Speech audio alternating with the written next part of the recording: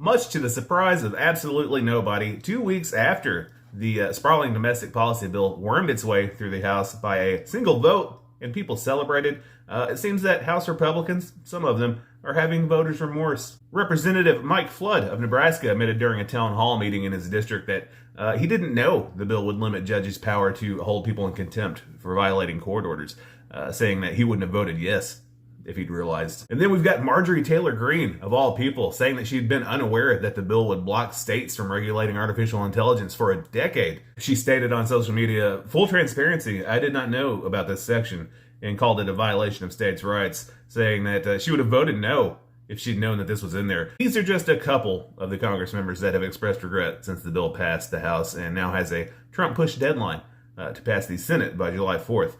So put aside the fact that they should have known. Yeah, just put that aside, despite the fact that, it's your fucking job to know. It's not like a bunch of other people knew and were pointing it out and, you chose to fucking ignore it. Because, if anybody is going to read the Terms and Services Agreement and click the yes box, it should be the people in charge of policy decisions for a fucking country. So yes, putting all that aside, the reality of modern legislation is that it's so polarized and divided along party lines that any hopes of passing policy that would never make it on its own has to be baked into these few bills that are thousands of pages long, which, it's not shady at all for either side, right? Even Elonia Muskrat himself, again, trying to salvage what remains of his tattered little reputation, has called the bill a massive, outrageous, pork-filled, disgusting abomination.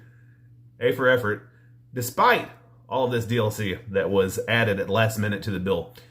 Many in the House have urged senators to strike the provisions that they're concerned about, which may or may not happen. And while, yes, some are trying to do a little bit of damage control, the fact remains that the key policies of extending tax cuts for the wealthy, boosting defense and immigration spending, and rolling back climate initiatives, they're all there to stay, and they've got to find a way to pay for them.